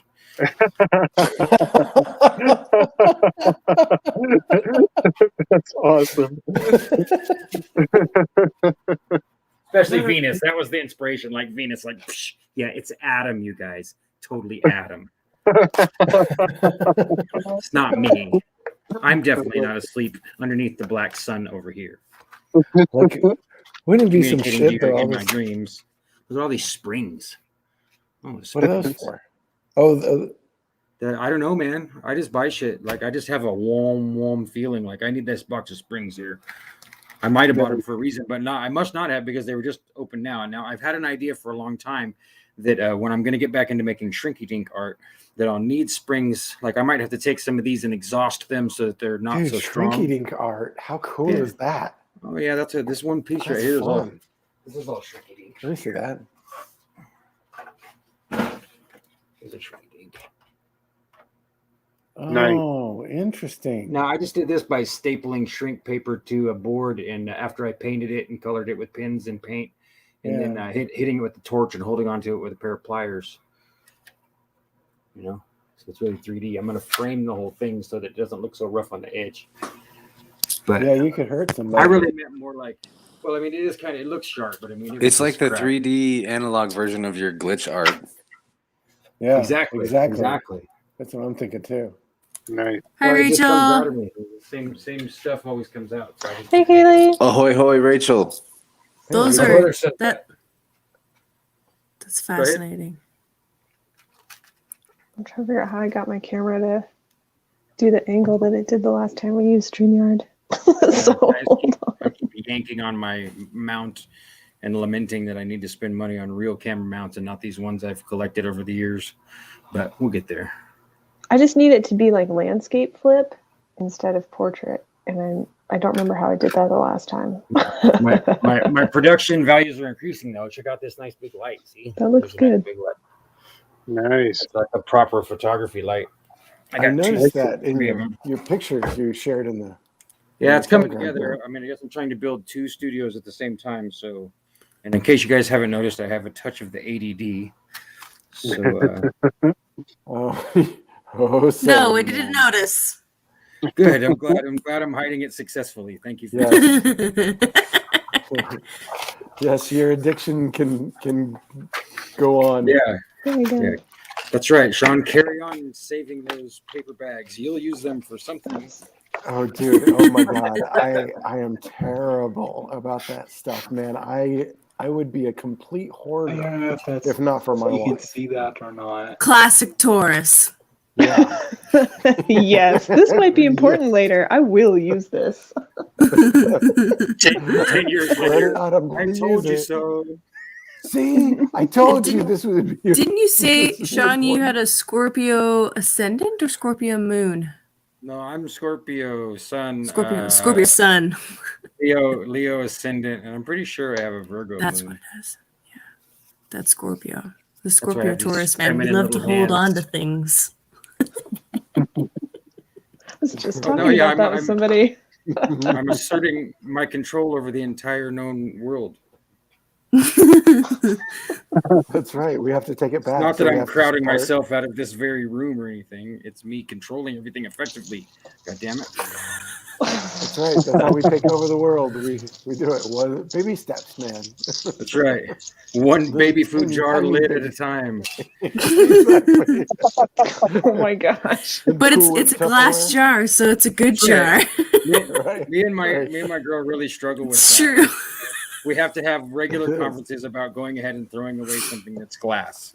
Oh no, I get it. It's Yeah, hard. I get it. Yeah. I get it. I get it. So instead of just heaving it all out of the cupboards and throwing it away, I'll heave it all onto the countertops. And when she gets home, we'll have a conference. You agree we need to let go of this shit, right? Is there any of it that you want? I'm laughing because that sounds like my Hey. household. Yeah. You've seen that meme You about start the missing mason things. jars? I'm like, okay, plastic yogurt containers? No, get them the F up. The glass ones? I could use that for my herbs. Oh, Yeah, jar- that's true. Right. You I have a if problem you, with if you live saving around little- witchy women, especially, you should just be Oh, very shit. smart and observant of mason jars. If you don't know, ask is a really good policy. You drank my spell. It's not a sentence Shut- you want to hear. Sean, that sounds like marriage. Sounds like- That Exactly. sounds like an experience of a story I want to hear. I'm just talking about other people. Do go on. Honey, Yes, I drank please, your John. potion. Honey, I drank your potion. Which one? That sounds like a reboot of Honey, I Shrunk the Kids. Honey, Yeah, I that's Shrunk what- the Exactly. Kids. Exactly. I want to see this movie. That's That'd be hilarious. great. Oh my Speaking God. of Yeah, it Tracy, could be. though, Gabe, was you around when we made that meme, the gif of Tracy turning to Morpheus? Yes. That was awesome. Yeah, I think I saw that one. Yeah, that was great. Super appropriate. How well that matched up was just so funny. I didn't Yes. see that. Was that in the movie group? Yeah, so we watched. I'm sorry, dude. I should be more attentive to that group, man. We miss you, but we understand. Like focus, man. I gotta focus on things I can focus on. You know what I'm saying? No, but Yeah. I keep But we hearing this watched- vibe from everybody of like having some kind of yearning or wanting or either regret or responsibility towards things. But I think we've finally got a group of people where it's okay. You know? Yeah. You know, if Yeah, Chance wants to exactly. play Skyrim, it's okay. If Gordy doesn't make it back to the movie group for a fucking year, it's okay. You know, it's okay. It's okay. Exactly. So yeah, but no, that's what's cool essentially, about this group, man. I dig it. but essentially, what you missed is we watched. Oh,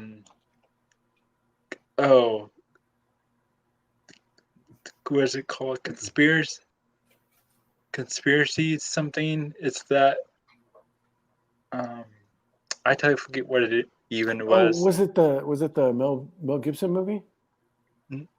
Conspiracy We theory? watched that, but we also the theme of that night was conspiracy, and we ended up watching multiple things. And the last thing we watched had Tracy in it, and she was talking, but she was wearing glasses that was Morpheus's glasses. Oh, interesting. Oh So no, I didn't. I took it and Huh. I overlaid it with a picture of Morpheus, a screenshot of Morpheus from the Huh. movie, the first Matrix movie, That's interesting. and then I laid the two images over each other and just went up and down over the opacity and screen recorded it, and then I sent it to the group, and I was like, "Someone turn this." Because a video file. I was like, someone turn this video file into a GIF. And Alan was like on it, and like in seconds he turned it into a Dude, GIF. that guy's amazing. Yeah. And I was like, thank you. Ow. So now we have a GIF of Tracy morphing into Morpheus, which is Huh. so appropriate for Yeah, it multiple is. conversations. It's funny. It made me think, great. red pill, blue pill, you just ate the baby pill. Yeah, exactly. What? Oh my gosh. But yeah, update on my little guy. I created a mascot now for my radio show. Oh, nice. And I'll read it to you because you probably can't read it. But he says, "Give me your ear," and then I wrote, "Don't let Stingray Man steal your ear," because he looks like a stingray to me, the shape. Stingray Man's a great name. And then I said, "Take back your ear. Listen to New Moon FM. Flow music, not frozen music." So it's Nice, kind of man. like the Tricks bunny mascot, like all those old mascots that they always want something, but they can never get it, and that's how they market whatever their project is. I never I thought guess of that. But that's Stingray why Man. they put that yearning into us by making the mascots do that. I Yeah. never thought of that, fuckers.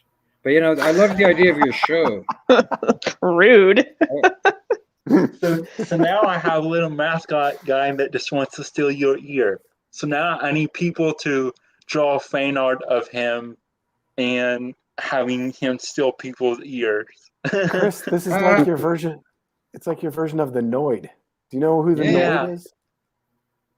The Noid was one of those mascots that just always wanted something and can never Yeah. get it.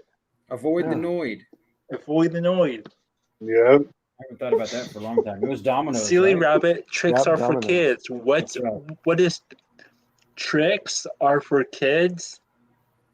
Yeah, they're tricking Did the us Noid- into killing ourselves with their sugar and craving little toy prizes inside the plastic. Yeah. Yeah, And exactly. the white rabbit isn't. You're not following the white rabbit. The white rabbit's following you because you have the tricks. Ooh, I don't like that. Whoa. Dig that.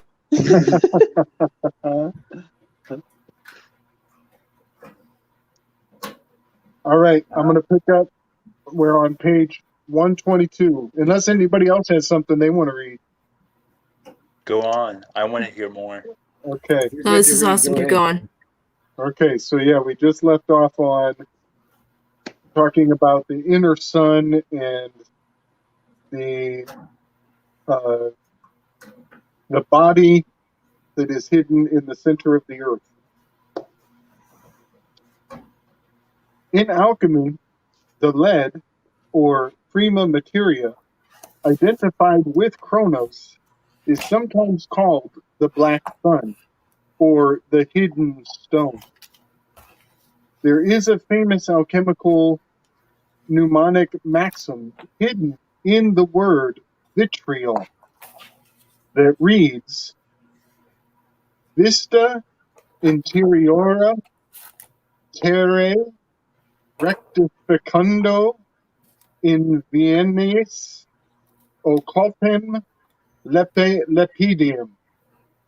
This is Latin for visit the center of the earth. There you will find the hidden stone. The graves of Hermes Trismegistus and Christian Rosenkreutz, the mythical founder of the Rosicrucian Brotherhood, are both said to contain this hidden stone. This corresponds to a folk legend popular amongst cultures of the Himalayas, pertaining to an alleged underground kingdom populated by a quasi-human race of beings and lit by a black sun that resides at the center of the earth. Adolf Hitler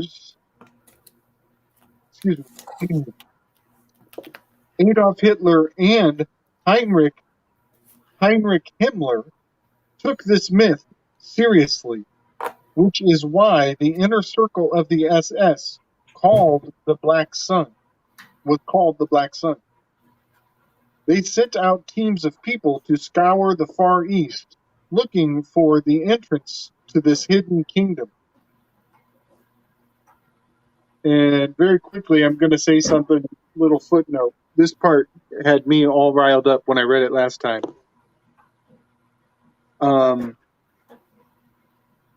So those individuals who went in, those Nazis who went into the Far East looking for the entrance to a hidden kingdom, I think she gets to it eventually, they return with an object that is contained within a shoebox. And as soon as I heard that, my imagination caught fire, and I was quite directed in my thinking to recollect the myth of Joseph Smith when he is said to find the golden tablets of the book of the Mormon Bible. There are very obscure accounts that when Joseph Smith pulled those tablets out of the earth, his hand was stung 3 times by an albino salamander. Interesting. And I'm quite convinced that is a nod, nudge, nudge, wink, wink to the Pindar, the Alpha Draconis albino lizard king. But Masons, they have many obscure legends of salamanders being elemental familiars. We covered it a little bit on the episode with Tracy when we talked about Mark Hoffman. Is that the man's name? That the forger, bomber, Mormon guy? Yeah. Yep. Just so you guys know, just as a footnote, I'm not trying to really interrupt you because I want you to go on, but yeah, we definitely covered the salamander to some degree. I don't remember what, obviously. I haven't watched it. Yeah, there's that. I did it live, so. Yeah. There's that documentary about that dude on Netflix. Yeah, go ahead. Sorry. Yeah. So I also, other legends indicate that the Nazis, they allegedly found the Pindar and set the Pindar free.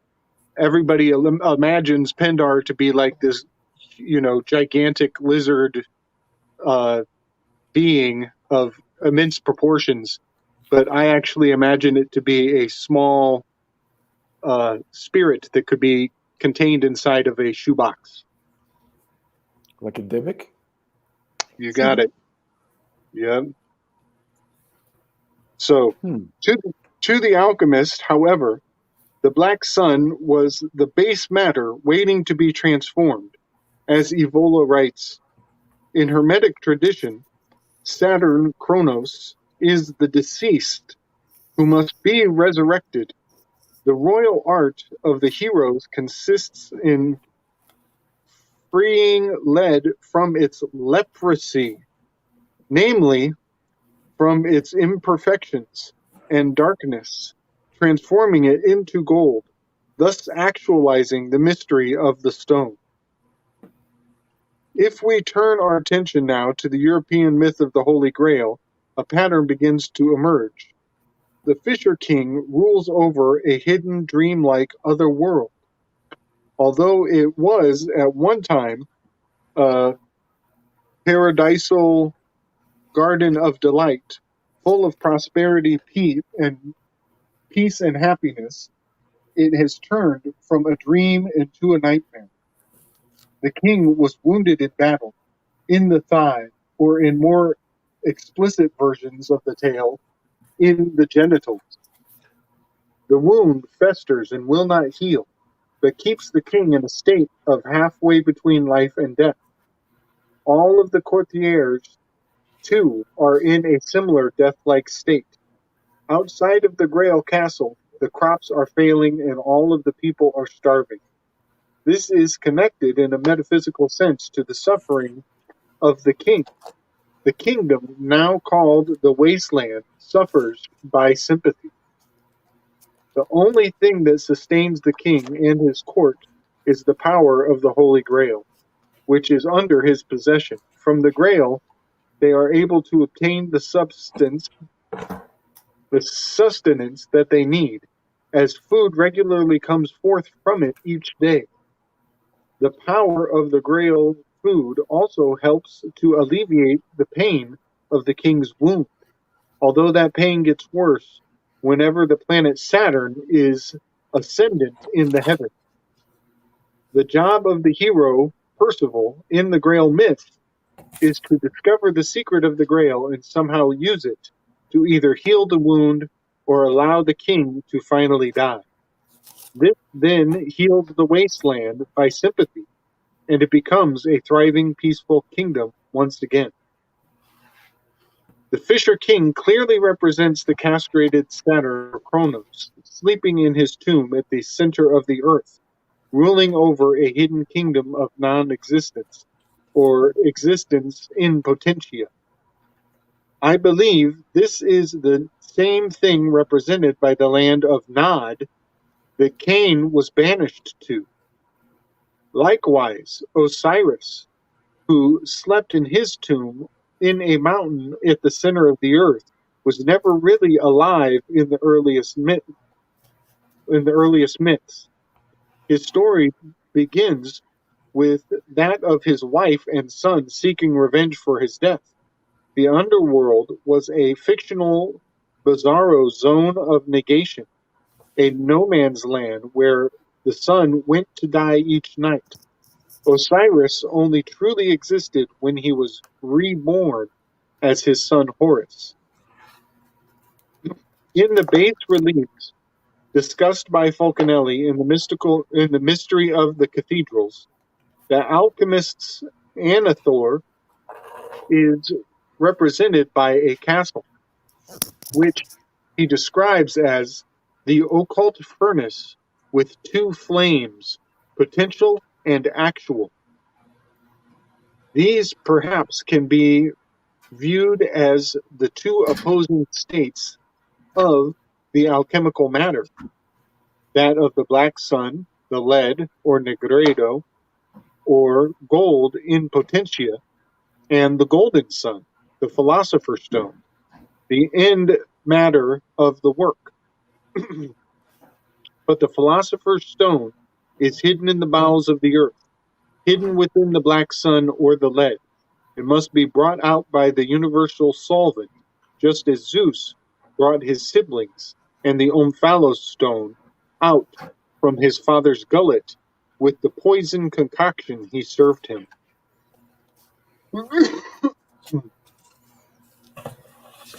And we'll call it there. You started on 111, is that what you said? What page, Yeah. 111? Okay, Yeah. just as a reference. I haven't read that, but that was the book that really got me massively hooked on Tracy, because you got that PDF free when you signed up for her email list. Totally trippy synchronicity across years. Okay, I didn't realize this until later, but I'd signed up for Tracy's email list and received that book on April 1st. When I did the Flat Earth debate on Andy Worski's show with J.F. Garapi, which eventually led me and Jim to Picture Show, I insisted upon April 1st as a date, or suggested it, and they accepted it because it would make it more fun for everyone, not knowing if we were seriously going to have a Flat Earth debate or not. And more stuff than that too, you know, like I consider April 1st the new year, you know, according to the Flat Earth model that I studied. That seemed like the more reasonable date. But yeah, it's like I couldn't believe when I went back in my email. And the weirdest thing is my friend Nikki Rapano, that I talk about all the time with her communitarianism research, I think the first time I ever emailed her was on 9/11 too. So it's like, what the hell is going on? But yeah, not like the, you know, like the date, not 2001. I don't think I talked to her until 2007, first time I sent her a message. But yeah, it's just weird, man. I feel like I can talk about this stuff with you guys because you're doing it with me and you understand, you know. You mention this at Thanksgiving, everyone gives you that look.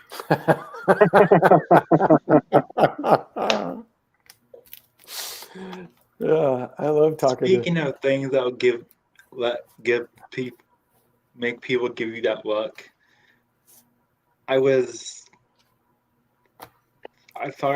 thinking of the word as Gabe was reading the word frequency, and it led me to the end result of my thought was free, Free, wind, WIND, and sea, SEA, free wind sea.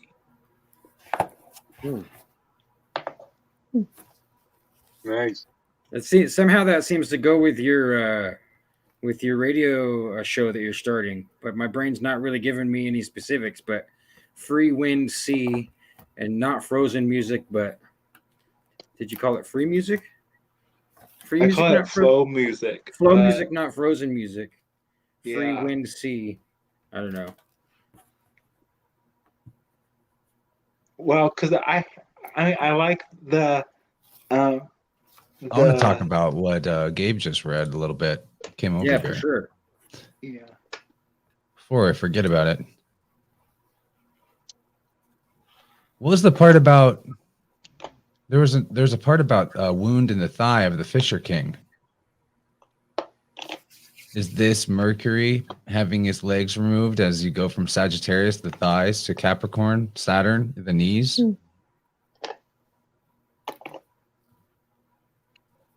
Yes, you know, she does go into that here. She goes back to the Fisher King here next. And there's somebody in the Bible who is like, oh no, it's in Greek mythology. It's like isn't Demeter stored in the thigh of Zeus? Yeah, that's right. Pretty sure you're right that it's Demeter. Yeah. She's gestated and birthed out of his thigh. Yeah. I think she's about to go into that. Right. It's Minerva. Right. It's not Demeter, Minerva. it's Minerva. Okay. Minerva. Hey, okay. That's right. Claudius wrote that it rained gold at the birth of Minerva in Rhodes. Reading from, this is the translation of Claudian. They say that Jove at Minerva's birth showered gold upon lucky Rhodes, that while Bacchus formed an egress from his father's thigh, Hermes grew pale and turned to that same metal, that Midas, fated to suffer hunger as a punishment for his greed, converted to shining gold everything that he touched. Jove is the word, is what it says here. The most sacred oath in Rome, according to Aulus Gellius, was per Jovem lapidum, by Jupiter the stone. There's more I want to find in this book about the cup, because Now, brought which up book the are you cup. reading from? This is more from Dylan Sicosio. Okay. But there's something about the cup in here that I saw today that was really interesting. Shame we could never get Dylan and Tracy on a stream. He's spicy. So, I gee, wouldn't they put him would- with. I'd be worried about whoever I put him with. Yeah, that, to me, Yeah. that's what makes it worth it. Okay, so That's funny. He's I'm going to read a spicy. paragraph here. Extra spicy. That's a great description. So Irenaeus from the book Adversus Heres said calls Cupid the father of light and the gods, emanated from chaos and night. Cupid is also later Neptune. Contemplate father of light and of the gods, chaos, night, love, and relate them to the archetypes of Janus, winter, hell, Hades, Helios, Jupiter, Ammon, time, Kronos, Saturn. So what he's saying here is that Saturn is the black sun because symbolically it's the winter sun. No further explanation should be required if you've read this far. Unfortunately, you guys haven't read this far.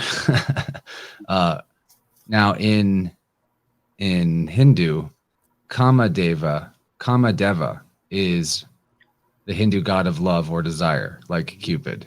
Kama means love and Deva means god. Cupid and Eros descend from this archetype.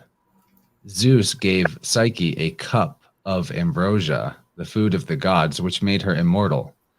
What was it that the Fisher King was using? Was it a cup that was keeping him alive? Anyway, is this not similar to the dew from heaven, the manna? Yes. Did Eros become Cupid in Roman mythology as a way to signify that he is Zeus's cup? Is this where the English word cup originates? Is this the cup of salvation? Is it the reason Ganymedes was made the cupbearer of the gods? Cupid has wings like the sun in the Egyptian triad.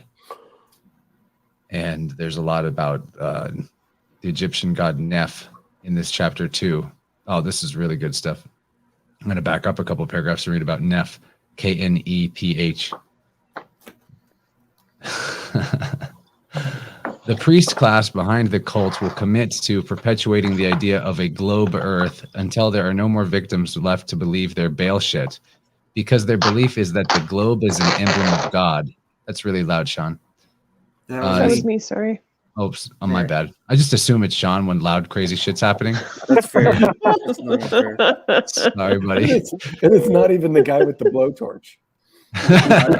Anyway, the priest class behind the cult will commit to perpetuating the idea of globe Earth till there are no more victims left to believe their Baal shit, because their belief is that the globe is an emblem of God, created with the idea that his circumference is immeasurable and his center is everywhere. This system of belief comes from the Egyptian triad, which is made up of the globe, the serpent, and the wing. The serpent is a symbol for God's wisdom and eternity. The wing is a symbol of the spirit or the air. This globe symbolism was preserved in the swaddled stone. Swaddled stone. Who was swaddled? Was that Zeus, who's also known as Jew Pater, Petra, Peter, the rock? That's my addition.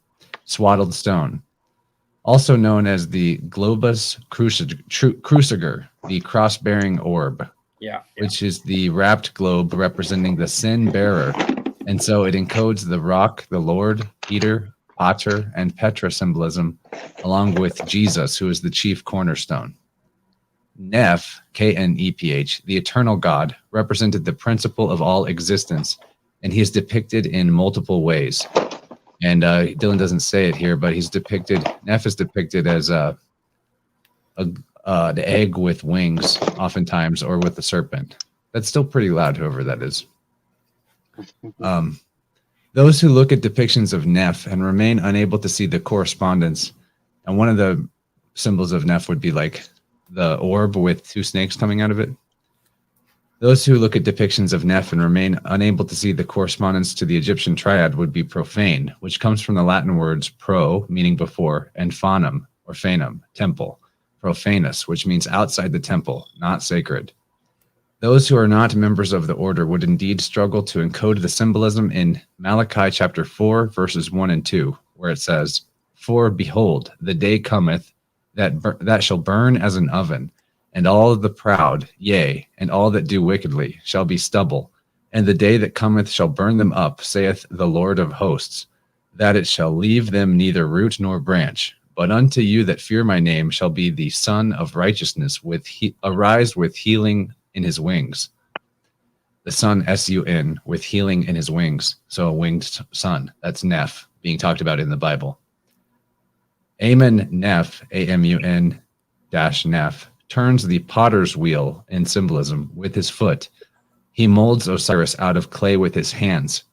Does this make him the gold potter, or the hair potter, the hairy potter, the Hare Krishna? Amen Neph, or Neph with just an N, also known as Nufus, or Noob, Naub, Knum, or Num. He is the creative power of Amen, A-M-U-N, or Amen, that's how you say it. The Spirit of God, the breath of life. According to Champollion, there is a mystic chamber in the temple of Philae near the first cataract that depicted the above with a hieroglyphic that was translated as Knum, the creator on his wheel, molds the divine members of Osiris in the shining house of life. The Harry Potter. Hare Krishna. Neph is the soul breath, the egg of the world, the cosmic egg, with wings, and is depicted with serpents and stars, issuing the divine fire, Holy Spirit, life force, or creative force, which was called Ptah. The wings represent the Holy Ghost, the power of God. Amen is the guardian of wisdom and truth. I'll show you an image of the Neph from the official journal of the Ancient and Primitive Rite of Freemasonry. I'll put this on screen.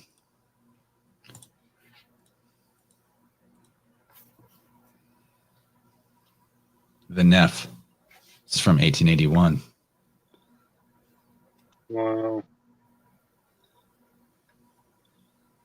That's Golden the, snitch. hey man, you want It's the fucking golden snitch from Harry Potter. Yes, Check there it you out. go, Rachel. Thank you. That's the golden snitch. Hey, hold on, I got something. You think for that you think that chick just wrote that story on a napkin? That's a joke. No, That's- she didn't even write that shit.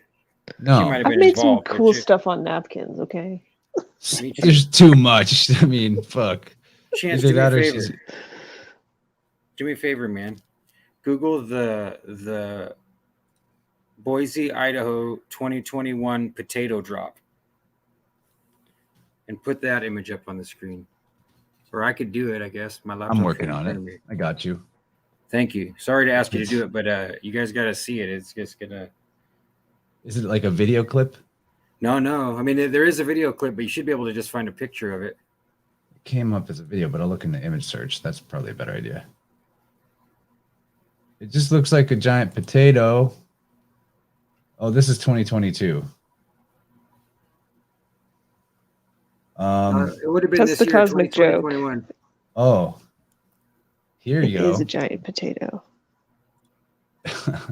Potato.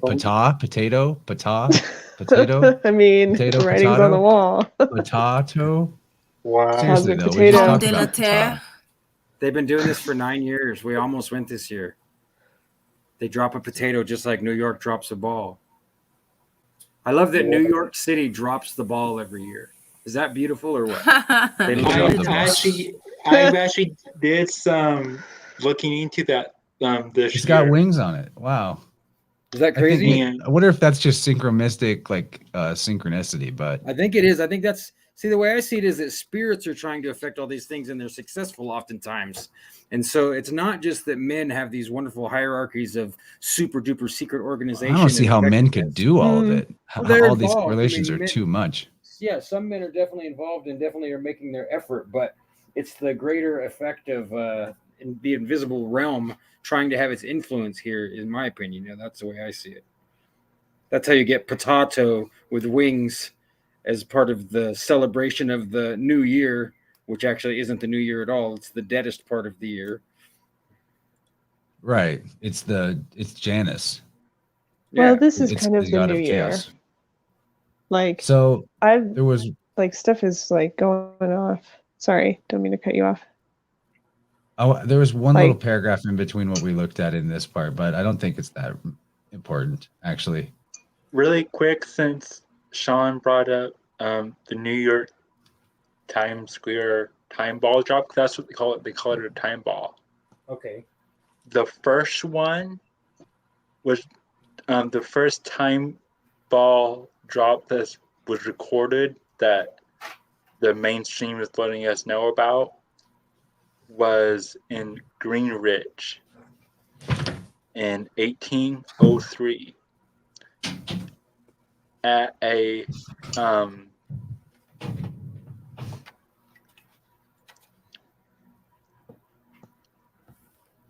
like and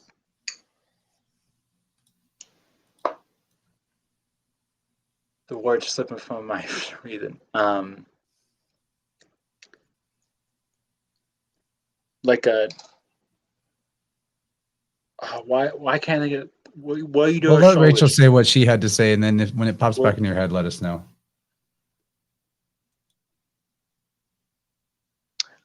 I just like I've been thinking about the new year and like why we think this is the new year and all that stuff. Because you're right, it is like the lowest energy point. But that's when all those seeds that have been planted are germinating.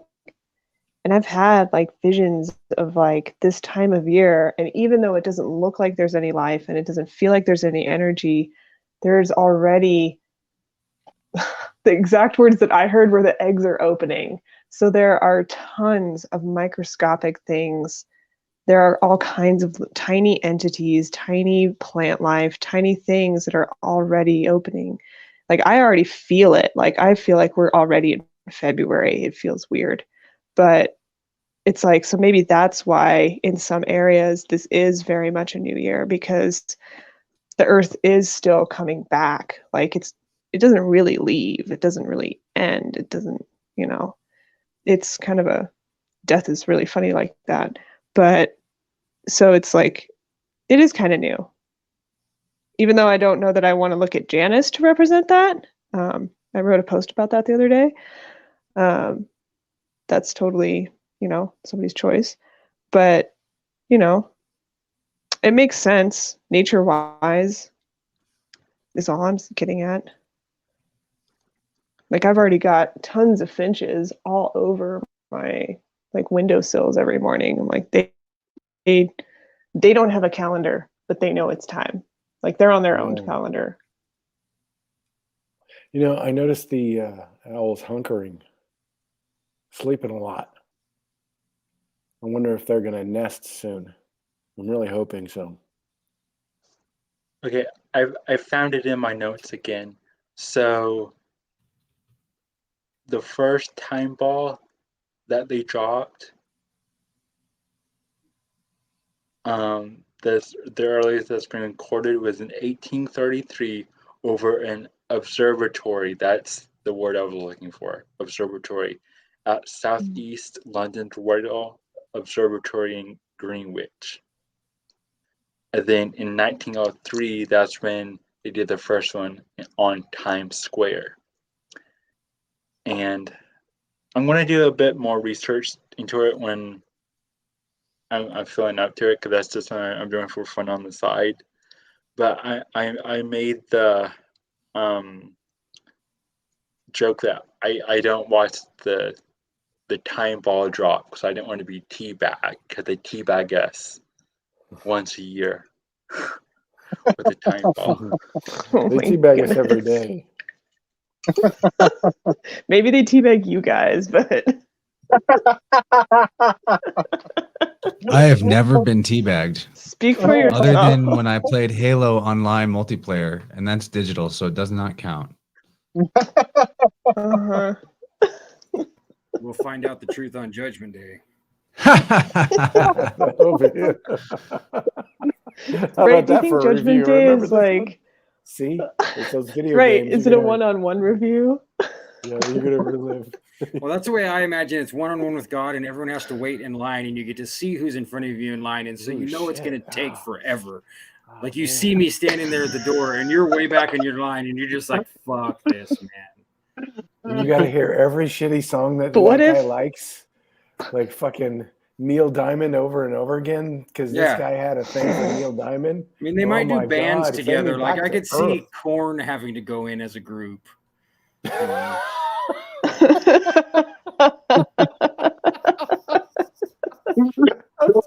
You guys are getting judged together.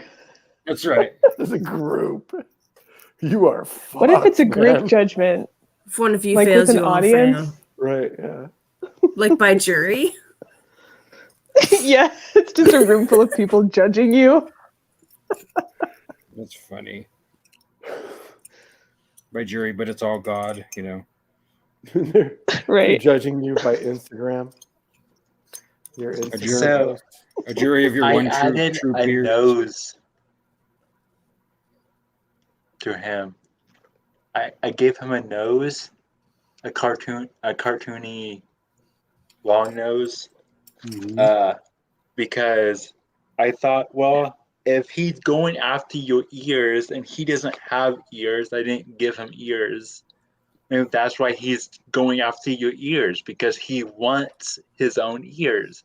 And then I was like, wait, I didn't draw him a nose. So then he would also be trying to steal your nose if that's the case. And so I was like, I want to draw Could him you a not nose. take my notes? See, that sounds like Sick. something a clown would do. I've got your nose. So I gave him a nose. Now he just doesn't have ears. So now he's just going to try to steal your ears. So there, problem solved. I fixed his lore. I'm this guy Live. just randomly drawing tonight. Now that's about the most artistic thing you could do is like try to refine character creation on a live stream. Yeah. Me and Jim started to write a sketch and we never did finish it. I probably have the notes somewhere, but it would take, as you can see, I'm really organized. But it was like, I would say, who's on first? I was trying to get Jim to just learn who's on first with me. And of course, Jim is not going to do that. You know, he's not going to. What's on second? Yeah. I tried to get my. Do you know it, Kaylee? Is it Y's on third or how's on third? Oh, it's really complicated. It's really brilliant. If we weren't, I don't know, are we on YouTube and Rockfin? I was gonna say we could pull it up, but I mean, Yeah, we are. YouTube would probably bonk us for it. You know, No, somebody I read definitely this owns the stuff. footage of those guys. But you know, I would say who's on first, and then Jim would say who let the dogs out. And like it was getting somewhere. We had it written down and we were starting it, but we never did finish it. So I don't even know how we got there now. I It might have be bad public news. domain by now. I gotta wrap up this flow state as host. I know I gave you the Understandable. warning hours ago that it wouldn't be as long as what you like All to right, do. We understand. We know. No, dude, Quiet I on. appreciate it. I got two. I have an interview for my show tomorrow. I'm being interviewed on a show tomorrow. I have a client or two tomorrow. Nice. It's a big day. No, you're doing good, man. Now, are you able to leave it going, or do we need to all say sayonara and bail off of here? If I left it going, then the stream would still be going when I wake up. So I don't know if I want to do that. Yeah. No, not unless you can program something to play after 3 hours or something, so that it carries on. But Just no, a blank screen that just says the words "Keep on trucking" and no music. I wouldn't mind that Go- if it wasn't go ours, ground. If it wasn't Crumb, you know. Yeah, go ground, exactly. I'm gonna go ground to my I bed. could someday. As a I could little someday Yeah, teach one of it's you about people bedtime. to use my setup, but you I'd be know, glad to do it, man. If you most wanna, of you I trust. if you want to jump me into the gang, it would just. I'm not telling you Most. which one I don't. There's one Yeah. of you I don't trust. But Yeah, I'm not well, gonna I mean, tell you which one it is. I'm gonna When let you- Chance dips the bread into the oil and hands it to somebody, we'll know.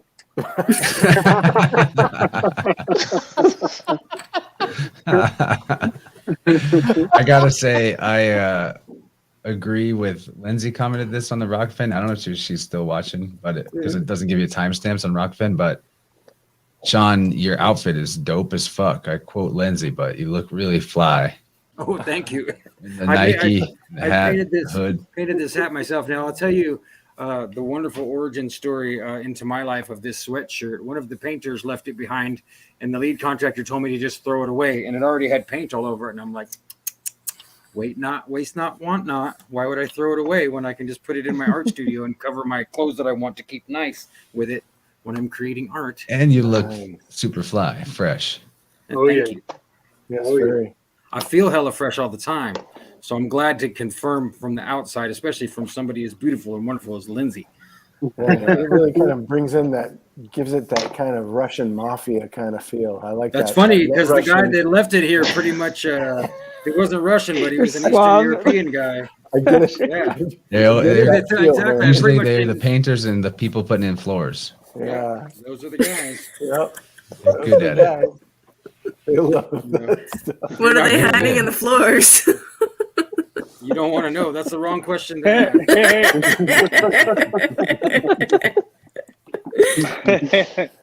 All right, guys, I'm going to crash. I appreciate you all. Thank you. Yeah, this is so fun. It makes me want to do it on Yeah. other nights Good night. besides just Wednesday. We could. Yeah, And like, exactly. Yeah, I'll it's totally, tempting. I'll totally train up. If you want to train me how to run your stuff, then Yeah, we should. We Yeah, should but do that Chance, more. when would you do your side projects? We talked Right. about this. We talked about Yeah, this. you're right. no, that's why we get the So training. many. If we create a system where Chance isn't the hub of the wheel, we have to conviction. create a system where The Chance Saturn, isn't the my hub of the Saturn's wheel. coming out. Sorry. Yeah. I like being the hub of the wheel. I Responsible. know, but you also Right. can practice not being the hub of the wheel so that more things can be done. You know, it's not impossible. I Delegation. know that's a tough. If Aries learns to delegate, they become superhuman because they're the supreme initiator, but they don't have the follow through. I wasn't going to You make it gotta- that obvious. I'm not saying you that gotta my team mother up. was Aries and raised all 5 of us by herself or anything. You gotta team up with the Capricorn, okay? Oh yeah, the Capricorn's There you really go, good there at you that shit. Yeah. Now, wait, I know, but I'd who rather lives get fast? I'd rather get all crazy with air signs and fire signs. Be the champion, all-time flower sniffing champion. that meme cracks me up, dude. Jim, that's looking real nice over there, buddy. Dude, Yeah. how That's, cool is that? That's how it's, God, I just it's gonna look. should Wow. can I That's say the a A artist? true name? I think it's a master. bad That idea, is a Jim. true master at work. Yeah. I feel like I'm watching Leonardo da Vinci or Michelangelo or something Jim's a way better artist than those guys. with the hat and everything. Yes. There you go, Sean. I agree. They would look at They Jim's had a life thing work for and just be like, dicks. "Whoa, how'd you do this?" Hey, before we go, remember the brain horns the other night with Jim? Yeah. How could I forget? 2 for 2. I want to clip that out. That was so awesomely crazy. Yeah, Like I 3 think. years later, Jim hit it 2 for 2 on predicting cards on screen. Dude, that blows Like- me away. That Like was Jim, You if see I that were you, kid? I would retire now. I would say, nope, I don't try to call We're cards. doing this again. I want to psychic, draw another that's card it. for him. He's distracted though.